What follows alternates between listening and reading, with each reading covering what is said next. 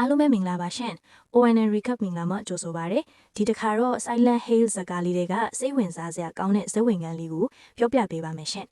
James ဆိုတဲ့လူငယ်လေးတယောက်ဘာလို့ပြောနေလဲတော့မသိဘူးကားကိုအရှိန်ပြင်းပြင်းနဲ့ခဏစီကိုမောင်းလာအဲ့ဒီမှာလည်းရှေ့ကကားကြီးတစ်စီးကဘုတ်နဲ့ပေါ်လာရောတိုင်းပြီးတော့မယ်ဆဲဆဲမှာသူကကားကိုအတင်းပတ်ကွေပြီးလမ်းပဲချလိုက်ရတယ်တကယ်ကိုတီတီလဲတင်လွတ်သွားတာဒါပေမဲ့အဲ့ဒီအချိန်မှာတစ်ဖက်ကလမ်းကူးလာတဲ့မင်းကလေးတယောက်ကိုသူမမြင်လိုက်ဘူးကားနဲ့တိုင်းပြီးတော့မယ်အချိန်ကြီးရောက်မှာသူကအမြန်ရှောင်လိုက်ရပြန်တယ်အဲ့ဒီမင်းကလေးခမရလေးလန့်ဖြန့်ကြီးနောက်ကိုခုံရှောင်လိုက်ရတာပေါ့ဒါပေမဲ့ပါလာတဲ့အထုပ်ဘိုးတွေကတော့လမ်းပေါ်ကိုလွင့်စင်ကုန်တာပဲသူခီးဆောင်တိတ်တာလေးတောင်ကွဲသွားပြီးပစ္စည်းတွေကဖေယိုဖြစ်ကုန်ရော James လေးကို့အမားကိုတီးတော့တအားအားနာသွားပြီးကားပေါ်ကဆင်းတောင်းပန်ပါတယ်များဆိုပြီးပစ္စည်းတွေကိုလိုက်ကောက်ပေးတာပေါ့စိုးချင်တော့အဲ့ဒီအချိန်မှာပဲအဲ့ဒီကောင်မလေးစီးရမယ်ဘတ်ကားကရောက်လာရောကားသမားကလည်းလမ်းပေါ်မှာပစ္စည်းတွေကောက်နေတာမြင်တော့မဆောင်တော့ပဲမောင်းထွက်သွားလိုက်တာတကယ်တော့အဲ့ဒီကောင်မလေးကသူ့မြို့ကနေမြို့ကြီးမြပြီးကိုသွားဖို့လာတာလေအခုတော့ကားလွတ်သွားပြီဆိုတော့သူနေခဲ့တဲ့ Silent Hill ဆိုတဲ့နေရာကိုပဲပြန်ရတော့မယ့်အချိန်ကြီးဖြစ်သွားတာပေါ့ဒါကိုမြင်တော့ James ကပိုပြီးစိတ်မကောင်းဖြစ်သွားတယ်ကျွန်တော်ကြောင့်မှခမည်းသွားခြင်းတဲ့နေရာကိုကျွန်တော်လိုက်ပို့ပါရစေဆိုပြီးအမားပြင်ကိုစူးစမ်းတော့တာပေါ့အစားကတော့ကောင်မလေးကမယုံတလို့နဲ့ဝေခွဲမရဖြစ်နေတာ James ကလည်းစွတ်ပဲခမည်းမလိုက်ရင်နောက်ကစီးလာတဲ့အထိကျွန်တော်ဒီမှာစောင့်ပေးမယ်ဆိုပြီးဂတိတွေပေးတော့တာနောက်ကစီးကနောက်နေ့မှလာမှာဆိုတော့လေကောင်မလေးခမည်းမတက်တာပဲသူနဲ့လိုက်ခဲ့ရတာပေါ့အဲ့လိုနဲ့နှစ်ယောက်သား Silent Hills ကိုမောင်းလာကြရင်လမ်းမှာလေဒီတဖြူဖြူတိုက်လာတယ်ပတ်ဝန်းကျင်ကလည်းတကယ်ကို romantic ဆန်တဲ့အနေထားကြီးပေါ့နှစ်ယောက်လုံးလဲစကားပြောရင်းနဲ့ကြောင်တောင်ဖြစ်နေကြတာအဲ့ဒီမှာကောင်မလေးသူ့နာမည်က Mary တဲ့ကပြောပြတယ်Silent Hills ကိုလူတစ်ယောက်ရောက်လာတိုင်းဒီလိုလီရီတိုက်လိရှိတယ်မြို့ကြီးကကြိုးစိုးနေသလိုမျိုးပေါ့တဲ့အဲ့ဒီအချိန်မှာသူတို့နှစ်ယောက်ကြားမှာထူးဆန်းတဲ့တန်ရိုးစဉ်တစ်ခုလိုမျိုးဖြစ်သွားကြတယ်တကယ်တော့အခုနကမြင်နေရသမျှက James ရဲ့စိတ်ကူးရင်တက်ပဲဗျသူကတကယ်လက်တွေမှာတော့မူးယူပြီးအရက်ဆိုင်ထဲမှာပြစ်လဲနေတာဖုန်းတွေလည်းတောက်လျှောက်ဝင်နေတာကိုသူကဂရုမဆိုင်နိုင်ဘူးနောက်ဆုံးဆိုင်ကဝန်တန်းတယောက်ပေါ်လဲသွားလို့လုံကျုံရဲတွေကသူ့ကိုဆွဲထုတ်ပြီးအပြင်ကိုလွှင့်ပစ်လိုက်တာအဲ့ဒီမှာဖုန်းကထက်မိလာပြန်ရောကြည့်လိုက်တော့သူ့ရဲ့စိတ်ပညာဆရာဝန်ကလည်းသူ့အခြေအနေကိုသိတော့မင်းဒီယောဂါကိုဘာလို့တေချာမကုပဲဒီလိုတွေရှောက်လုပ်နေရတာလဲဆိုပြီးဒိုးသားတကြီးနဲ့လှမ်းဆူပါလိမ့်များဗျာမနှက်ပြန်ချင်းထားတာကိုလည်းအရောက်လာဖို့တတိပေးသေးတယ်ဒါပေမဲ့ James ခင်ဗျာခေါင်းထဲမှာဘာမှမရှိတော့ဘူးပြန်ပြေးတဲ့အတန်ကလည်းတုံရင်နဲ့လူကတကယ်ကိုစိတ်တရားတွေနဲ့ကြည်ကွဲနေတာသူအိမ်ကိုပင်ပန်းနဲ့ပြန်ရောက်လာတဲ့အချိန်မှာစားတဲ့ဆောင်တွေ့လိုက်ရတယ်အဲ့ဒါ Mary စီကပဲစားထဲမှာငါစီမှာတခုခုတော့မှားနေပြီငါ့ကိုအခုချက်ချင်းကူညီပါအောင်ဆိုပြီးရေးထားတာ James လည်းဘာမှစဉ်းစားမနေတော့ဘူးအရက်မူးနဲ့ပဲမိုးသေးထဲမှာ Silent Hill ကိုတန်းမောင်းတော့တာပဲသူ့ခေါင်းထဲမှာ Mary တယောက်ပဲရှိတယ်Mary ကသူ့ဘဝအတွက်အရေးကြီးဆုံးမိန်းကလေးမို့ဘာဖြစ်သူသွားရှာရမယ်ဆိုတဲ့စိတ်တစ်ခုတည်းနဲ့ပေါ့ဒါပေမဲ့မူးလဲမူးစိတ်လဲလေနေတော့ကားမောင်းရင်အိပ်ပြိုသွားတာပြန်နိုးလာတော့သူ့ကားကအများဆုံးအိမ်သားတစ်ခုနာမှာရက်ထားတာကိုတွေ့ရတယ်မန်ဒဲမှာကိုရုပ်ကိုပြန်ကြည့်တော့ James ကအရင်က James နဲ့မတူတော့ဘူးဗျာမြက်ကွင်းနေညိုမုတ်စိတ်မွေးနေဗရဘပွားနဲ့ကြီးလိုက်တာနဲ့ဒီလူဟာစိတ်တက်တွေအောက်ဆုံးထိကျနေတဲ့လူမှန်သိတာနေတာသူ Mary ရဲ့စာကိုပြန်ဖတ်ရင်မျက်လုံးမိတ်ပြီးငိုနေမိတယ်အဲ့ဒီချိန်မှာသူတို့နှစ်ယောက် Silent Hill ထဲမှာအတူရှိခဲ့တဲ့ပြောစရာအမတ်တရတွေကခေါင်းထဲတိုးဝင်လာတာပေါ့လူတွေကတော့ Mary ကိုမိလိုက်တော့လို့ပြောကြပေမဲ့သူကတော့ Mary သူ့ကိုလိုအပ်နေတုံးပဲလို့ယုံကြည်နေတုံးပဲအဲ့ဒီနောက် James က Silent Hill ထဲကိုဝင်သွားရင်လမ်းမှာ Angela ဆိုတဲ့မိန်းကလေးတစ်ယောက်နဲ့တွေ့တယ် Angela ကသူ့ကိုအထုပ်ကူထဲခိုင်းလို့သူတို့ညအတူတူလမ်းလျှောက်လာကြတာပေါ့ Angela ကယာဒီဥတုအကြောင်းတွေတွတ်ပြောနေပြီမဲ့ James ကစိတ်မပါဘူးသူကပဲစကားဖြစ်ပြီး Mary ဗမာလဲတည်လားတွေးမိသေးလားလူမေးလိုက်တာအဲ့ဒီမှာ Angela ကရှင်သူ့ကိုဘယ်တော့မှတွေ့ရမှာမဟုတ်ဘူးလို့ပြန်ပြောလိုက်တယ် James ကတော့ Angela ဘာဒီပြောနေလဲဆိုတာဂရုမစိုက်နိုင်အောင်သူ့စိတ်တွေက Mary နဲ့အတူရှိခဲ့တဲ့အတိတ်စီမှာပဲရောက်နေတာအခုမြင်နေရတဲ့ Silent Hill ကကြောက်စရာကောင်းနေလိမ့်မယ်သူတို့နှစ်ယောက်အစောပိုင်းကရောက်ခဲ့တော့ကတော့တကယ်ကိုလှပခဲ့တာလေအဲ့ဒီတော့က Mary ကတော့ငါတို့တဘဝလုံးဒီမှာပဲအေးအေးချမ်းချမ်းနေကြရအောင်နော်လို့တောင်ခရီးပေးခဲ့တာအဲ့ဒီအချိန်မှာပဲ James ကတခုခုတတိယသွားပြန်တယ် Mary ဟာသူ့အပေါ်မှာအမြဲတမ်းတခုခုကိုဖုံးကွယ်ထားတကယ်လို့ James တာထားကိုတိသွားရင်ငါ့ကိုထားသွားမလားဆိုပြီး Mary ကအမြဲကြောက်နေခဲ့တာလေဒါပေမဲ့ James ကတော့ဘာပဲဖြစ်ဘလောက်ပဲဆိုမင်းကိုငါဘယ်တော့မှပြစ်မသွားဘူးလို့အမြဲတမ်းဂရုပေးခဲ့တာပေါ့သူ့ရဲ့အချစ်ကဘယ်တော့မှမပြောင်းလဲဘူးဆိုတာသူကိုယ်တိုင်နဲ့ယုံကြည်ထားတာကိုဒီလိုနဲ့ James ဟာ Silent Hill မြို့ထဲကိုပို့ပြီးနက်ရှိုင်းဝင်သွားတော့တာပေါ့တချင်ကစိမ့်လန်းဆူပြေးပြီးတိတ်လှခဲ့တဲ့ဒီမျိုးကြီးကအခုတော့ဘာမှမရှိတော့တဲ့သူ့တန်တစပ်ပြေလို့ဖြစ်နေပြီ မှောင်မဲနေတဲ့လမ်းတွေပေါ်မှာရှောက်ရတာတကယ်ကိုကြောက်စရာကြီးဗျာအဆောက်အဦတွေကလည်းပြိုပြက်အမိတ်တွေကလည်းလမ်းဘေးမှာပွားထနေတာပဲကြည်ရတာဒီမြို့မှာလူမနေတာနှစ်ပေါင်းများစွာကြာခဲ့ပြီထင်ပါရဲ့မြို့ကြီးကိုနိုင်ကကိုလူတွေကိုလက်မခံကျင်တော့တဲ့ပုံစံမျိုးပေါ့လမ်းမှာအန်ဒီရဲ့ရှိတီဆိုတဲ့တတိပေးဆိုင်းဘုတ်ကိုတွေ့ပြီးမိဂျိမ်းစ်ကတော့ဂယုမဆိုင်နိုင်ဘူးဥမင်လိုချင်းပြောင်းတဲ့လမ်းလေးကိုစောက်ဝင်သွားရင်မေရီလို့အော်ခေါ်ပြီးမိဘာတမ်းမှပြန်မကြားရဘူးအဲ့ဒီအချိန်မှာပဲနွမ်းမနေနိုင်တဲ့ဂီတာထန်တစ်ခုကိုကြားလိုက်ရလို့လိုက်ကြည့်လိုက်တာလူတဲ့အလောင်းတစ်ခုနာကရေဒီယိုလေးစီကလာနေတာဗျာဂျိမ်းစ်ကအဲ့ဒီရေဒီယိုကိုကောက်ဖို့ပြင်လိုက်တဲ့အချိန်မှာထူးဆန်းတဲ့အတန်ဒီထွက်လာပြီးတော့အဲ့ဒီလူတွေကပါဒီမြို့မှာကျင်းစာတင်းနေပြီးရှစ်ဆက်မသွားနေတော့ဆိုပြီးသတိပေးတယ်လို့ဘာလို့နဲ့ပေါ့အဲ့ဒီမှာနေဖုန်းကထပ်မိလာပြန်ရောဆရာဝန်စီကပဲချိန်ထားတာမလားလို့စူးတော့ဂျိမ်းစ်ကကျွန်တော် Silent Hill ရောက်နေတယ်ဒီမှာတခုခုတော့မှားနေပြီဗျာလို့ပြန်ပြောတာပေါ့ဒါပေမဲ့ဆရာဝန်ကတော့ဒါတွေကိုစင်ချေလိုပဲထင်ပြီးအခုချက်ချင်းပြန်လာခဲ့လို့ပဲအမိန့်ပေးနေတာစိတ်ညစ်ညစ်နဲ့ဖုံးချလိုက်ပြီးတော်ဝင်းကျင်ကိုကြည့်လိုက်တော့ဆိုင်တစ်ဆိုင်ကမီးရောင်ကိုမြင်လိုက်ရတယ်ဆိုင်ထဲဝင်လိုက်တဲ့အချိန်မှာအတိတ်ကအမတ်ဒီရေးဒီကပြန်ပေါ်လာပြန်ရောအဲ့ဒီဆိုင်လေးကသူနဲ့မေရီကိုချစ်သူဘဝတုန်းကအချစ်ကိုဖွင့်ပြောခဲ့ကြတဲ့နေရာလေးလေဒါပေမဲ့အဲ့ဒီအမတ်ဒီရေးဒီကိုကြောက်စရာကောင်းတဲ့အော်တန်တီတစ်ခုကဖျက်တောက်ပြလိုက်တယ်ကြည့်လိုက်တော့ကိုကသူ့ကိုတီးပြီး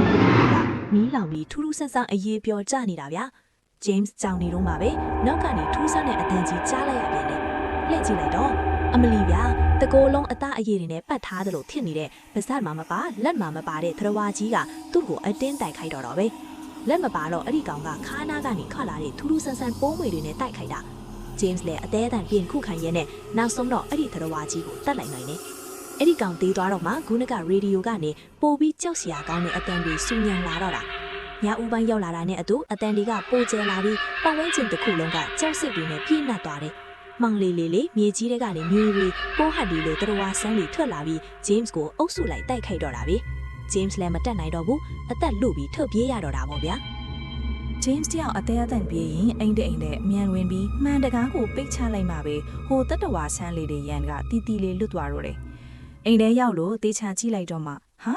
ာဒါသူနဲ့မေရီအရင်ကအတူတူနေခဲ့တဲ့အိမ်ကြီးဖြစ်နေတာဗျအဲ့ဒီလိုတီးလိုက်ရတဲ့အချိန်မှာပဲဘယ်ကမှမသိတဲ့မေရီရဲ့အတန်ကိုကြားလိုက်ရပြန်ရောဂျိမ်းစ်ကတော့ဘာကိုမှမကြောက်တော့ဘူးအတန်လာရနောက်ကိုပဲတောက်လျှောက်လိုက်သွားတာပေါ့အပေါ်ထက်ကိုရောက်သွားတော့ဗီဒီယိုတိတ်ခွေဟောင်းလေးတွေတွေ့တယ်ကျွန်းလာ2019လို့ရေးထားတဲ့ခွေတွေပေါ့အဲ့ဒီထဲကတစ်ခွေကိုဖွင့်ကြည့်လိုက်တဲ့အချိန်မှာဂျိမ်းစ်တယောက်ဆက်ခါအောင်တုံသွားပြီးတကယ်ကိုထိတ်လန့်တုံလို့သွားတော့တာပဲသူ့စိတ်ထဲကနာကျင်မှုတွေကဘလို့မှတားမရစီးမရဖြစ်လာတော့ဆရာဝန်စီဖုန်းဆက်ပြီးကူညီပါအောင်ဗျာဒီဝေဒနာတွေကိုကျွန်တော်ဘလို့မှမခံစားနိုင်တော့ဘူးတခုခုလုပ်ပေးပါဆိုပြီးငိုယူပြီးတောင်းပန်တော့တာ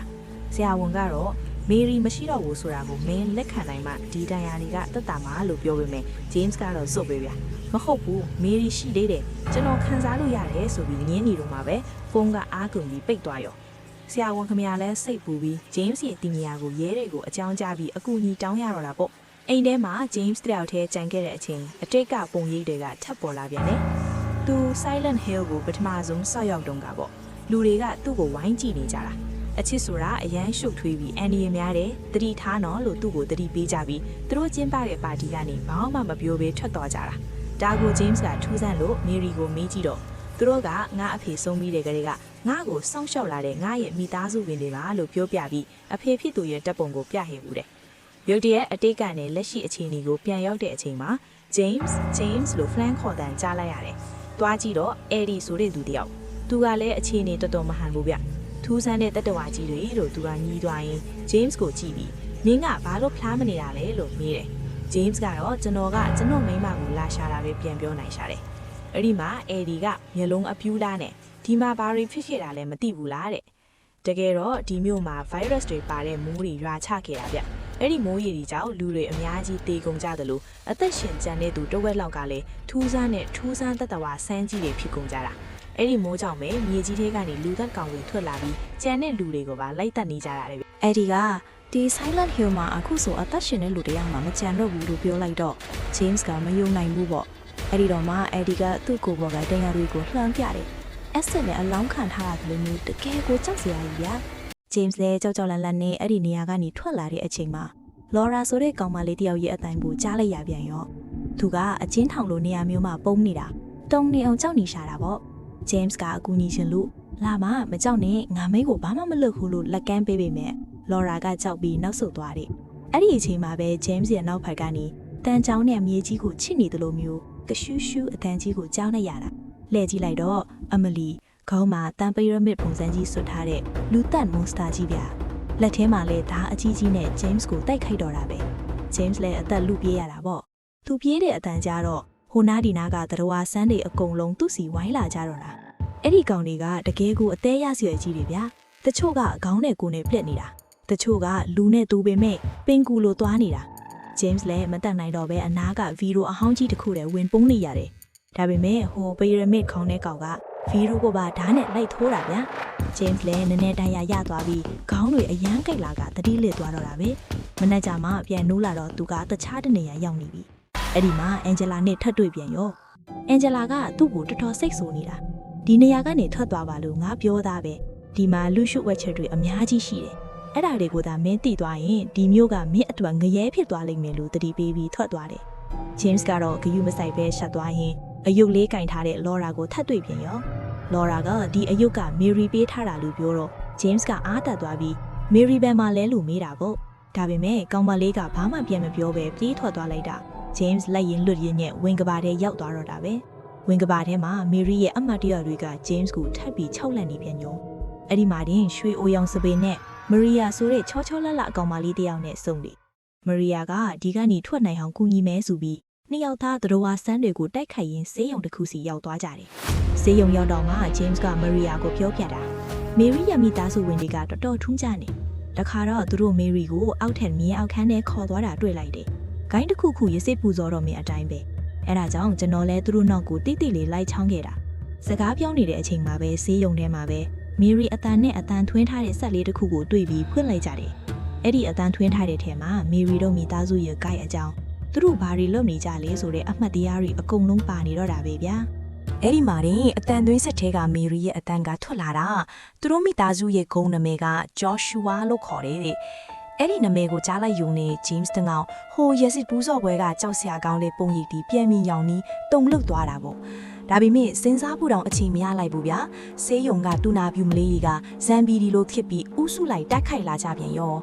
သူတို့နှစ်ယောက်အသေးအတန်ထွက်ပြေးရင်ဓာတ်လေကားပေါ်တက်တဲ့အချိန်မှာမာရီယာတယောက်တန်ရာအပြင်းအထန်ရသွားတယ်။ဒါပေမဲ့မာရီယာက James ကိုအတင်းတွယ်ကတ်ထားပြီးရှင်ကျမဘေးမှာရှိနေတာကျမကမေရီနဲ့တူနေလို့မလား။တကယ်လို့မေရီကိုရှာမတွေ့ခဲ့ရင်ကျမကိုဒီနေရာကနေခေါ်ထုတ်သွားမယ်လို့ဂရီပေးပါ။ကျမနာမည်ကမာရီယာနော်မှတ်ထားပါဆိုပြီးတောင်းဆိုတော့တာပဲ။အဲ့ဒီနောက် James ဟာအဲ့ဒီနဲ့ပြန်ဆုံတယ်လို့ Laura ကိုလည်းထပ်တွေ့ရတယ်။ Laura ကသူ့ကိုအခန်းနံပါတ်318စီခေါ်သွားတာပေါ့။အခန်းထဲလဲဝင်လိုက်ရောအမလေးပြားကြောက်စရာကောင်းတဲ့သရဝါကြီးကမီးဒီကိုဘာလာလုတာလဲဆိုပြီးအတန်ကြီးနဲ့ဟင်းဟော့ပြီးတိုက်ခိုက်တော့တာပဲ James လည်းအသက်ရှူရတာကြက်လာပြီးတတိလစ်သွားပြန်ရောတကယ်တော့အခုနာကမြင်ခဲ့ရတဲ့မြို့ကြီးရဲ့သရဝါဆန်းဤတယ်ဆိုတာတကယ်လက်တွေ့မဟုတ်ဘူး James တယောက်စိတ်ကျမ်းမာရေးဆေးရုံမှာကုသမှုခံယူနေရတာသူတတိရလာတော့ဆရာဝန်ပြောပြတယ်မင်းကုသမှုခံယူနေရတာလနဲ့ချီနေပြီမင်းမဆုံးသွားတဲ့ဒဏ်ရာကြောင့်မင်းစိတ်လွတ်နေတာအဲ့ဒါကြောင့်ငါတို့ကမင်းကိုလျှက်စစ် shot ပေးပြီးကုနေရတာတဲ့အဲ့ဒီအချိန်မှာ James ကမျက်လုံးကိုမိတ်လိုက်တော့အတိတ်ကပုံရိပ်တီဝုန်းကနေပြန်ပေါ်လာတယ်သူမေရီတေဆုံးသွားတဲ့အချိန်မှာအနားမှာရှိနေခဲ့တာတဲ့သူကိုယ်တိုင်အကုန်မြင်ခဲ့တာဒါပေမဲ့ဆရာဝန်ကပြောတယ်မင်းကအိမ်မက်နဲ့လက်တွေ့ကိုခွဲမရတော့လောက်အောင်ထိနေတာအခုတော့အဲ့ဒီအခြေအနေကနေရုံထွက်ကြတော့မယ်တဲ့ James ကမျက်လုံးထပ်မိလိုက်တဲ့အချိန်မှာ Maria ကိုထပ်မြင်ရပြန်ရော Maria ကရှင်ဒီ Silent Hill ထဲမှာပဲหนีခဲ့မလားဒါမှမဟုတ်ကျမနဲ့အတူလက်တွေ့ဘဝတွေကိုပြောင်းလိုက်ခဲ့မလားလို့မေးတယ်ဒါပေမဲ့ James ကတော့အခုထိ Mary တေးပြီးဆိုတာကိုလက်မခံနိုင်သေးဘူးဗျာ Mary အသက်ရှင်သေးတယ်ငါသူ့ကိုရှာရဦးမယ်လို့ပဲဇွတ်ငင်းနေတာ Maria ကတော့မလိုက်တော့ပဲထွက်သွားတဲ့အချိန်မှာ James က Maria ဆိုတာငါစစ်ကူးတဲ့ကလူ Mary ကမှအစ်စ်လို့ပြောပြီးထပ်ပြီးတတိလစ်သွားပြန်ရောနောက်ဆုံးမှာတော့ James ဟာမီးတောင်တွေဝင်းရနေတဲ့နေရာတစ်ခုကိုရောက်သွားတယ်။အဲ့ဒီမှာ Laura နဲ့အတူ Mary ကိုတူတဲ့သရဝါကြီးတကောင်ကိုတွေ့ရတာပေါ့။ဒါပေမဲ့ဒီတစ်ခါတော့ James ကမကြောက်တော့ဘူး။အဲ့ဒီသရဝါကြီးရဲ့ပါဇက်ကိုကင်ပြီးကျွန်တော်ကိုခွင့်လွတ်ပါတောင်းပန်ပါတယ်လို့ငိုပြီးပြောလိုက်တဲ့အချိန်မှာပဲအဲ့ဒီသရဝါကြီးကပြာအဖြစ်ပြောင်းပြီးပျောက်ကွယ်သွားပါလေတော့ဗျာ။နောက်ဆုံးတော့လဲ James ဟာ Mary ရဲ့ယုံလောင်းကိုရှာတွေ့သွားခဲ့တယ်ဗျာ။အဲ့ဒီတော့မှပဲ Mary တကယ်မရှိတော့ဘူးဆိုတဲ့အမှန်တရားကိုသူအပိအဝနားလေသွားတော့တာပေါ့ဒီနေရာမှာပဲ Mary ဘလို့တည်ခဲ့လဲဆိုတဲ့လျှို့ဝှက်ချက်ကြီးကပေါ်လာတော့တာပဲ တကယ်လက်တွေမှာက Mary က James ကိုလက်ထပ်ဖို့စန္ဒမရှိခဲ့ဘူးဗျာအဲ့ဒါကို James ကမချေနဲ့နိုင်တော့ Mary ကိုအစိတ်တွေတဖြည်းဖြည်းတိုက်ခဲ့တာအဲ့ဒီအစိတ်တွေကြောင့်ပဲ Mary ဟာအတန်တန်ဖြောင်းလာပြီးတေကာနေအချိန်ကြီးရောက်သွားခဲ့တာပေါ့အဲ့ဒီမှာနေ Mary ကငါဒီဝေဒနာတွေကိုမခံစားနိုင်တော့ဘူးငါ့ကိုတတ်ပေးပါတော့လို့ James ကိုတောင်းပန်ခဲ့တာ James လည်း Mary ခံစားနေရတာကိုမကြည့်ရတော့လာနဲ့ပဲမတက်တာပဲကိုယ်တိုင်တက်ပေးလိုက်ရတာပေါ့အဲ့ဒီနောက် James ရဲ့ခေါင်းထဲမှာအတိတ်ကပုံရိပ်တွေပြန်ပေါ်လာပြန်နေသူ Mary ရဲ့အလောင်းကိုကားပေါ်တင်ပြီးမိထဲကိုမောင်းချခဲ့တဲ့မြင်ကွင်းပေါ့အဲ့ဒီကနေမှဇလန်အစတုန်းက James နဲ့ Mary တော့စတွေ့ခဲ့တဲ့မြင်ကွင်းလေးကိုပြန်ရောက်သွားတယ်တကယ်တော့သူတို့ဟာ Silent Hill ကိုသွားနေတာမဟုတ်ဘဲတခြားတနေရာကိုသွားနေခဲ့တာဗျာ